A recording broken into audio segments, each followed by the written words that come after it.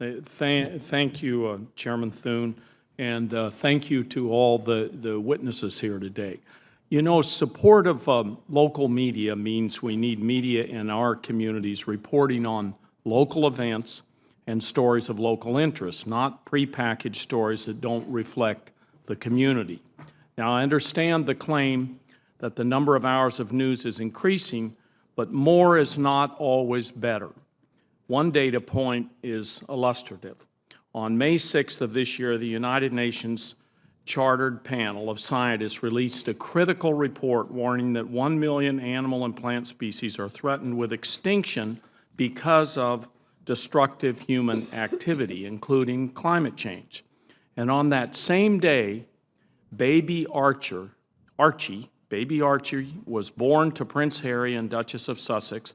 Guess which story got more airtime on the 3 major broadcast stations' nightly news? I think you probably, this panel could Baby guess. Archie, I think, won. Yeah, you overwhelmingly, Senator Smith. Well, the 3 stations spent nearly 18 minutes over the next week on baby Archie, and the only station, CBS, spent 1 minute and 21 seconds on the UN report. That's, I think, a really sad reflection on our priorities.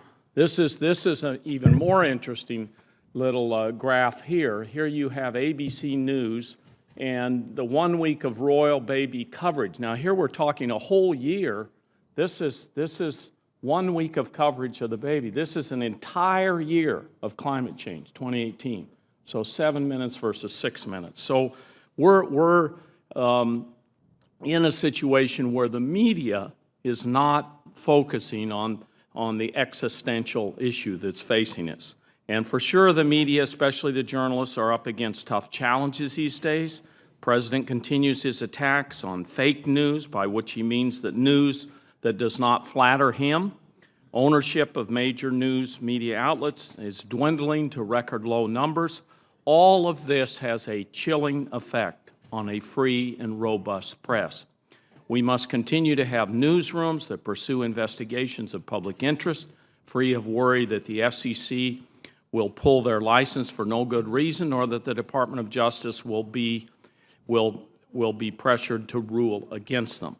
Now, this is a question for all the panelists here. A couple of weeks ago, a blogger pushed out a doctored video to make it seem as though Speaker Pelosi was impaired. As so-called deep fake technology becomes more sophisticated, we are threatened with foreign actors using it to stoke division within our country. What role should broadcasters and video providers play in monitoring this type of content and making sure unquestionably false and bad faith content is not further amplified? Well, I would just note that I don't think either Michael or Aaron and I have any editorial control of what it's kind of a chicken and egg thing as to what people want to hear about. But that said, I tell my wonderful members constantly, report the news without fear or favor. You're the fourth estate. It's vital that you play your role. The First Amendment is not subject to repeal as far as I can see, and state laws on freedom of speech are very much intact. And so we have a job that we're proud to do, and we'll continue to do it, however imperfectly. Mr. Powell? Yeah. I would note that, to your point about fake news and doctored videos, we have statutes and regulations we have to obey, and we're happy to do it. But all of these new entrants on the internet are wholly unregulated. So it goes to the point that's been made many times by this panel, that the playing field should be leveled as it relates to our election integrity. Mr. Powell? Senator, I'd only say things like deepfake and altered video are the shape of things to come with the rise of artificial intelligence.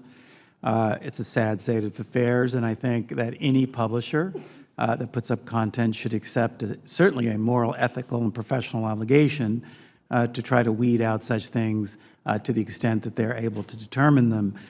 They obviously are First Amendment speakers and enjoy certain protections, specifically when it comes to public figures.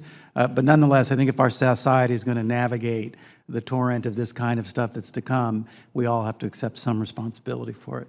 Yeah, Mr. Aaron? Senator, I think that when we're talking about these issues, we do have to look at the shared responsibility. These are videos may have emerged on one platform, but then they get rebroadcast on Fox News or on local TV again and again and again. And I think we need to be paying attention to everyone stepping up and taking that responsibility. And when I think we look at the changing media market, one great way to prevent this kind of content, fake content, from being aired as news is to invest in newsrooms. And unfortunately, with runaway media consolidation, we've seen these cutbacks. So we lose the veteran editor, we lose the producers who are there. And if we were actually investing in that local product, there would be more people saying, wait, stop, before that gets out there and over our airwaves. Yeah. Thank you, and thank you, Mr. Chairman. Thank you.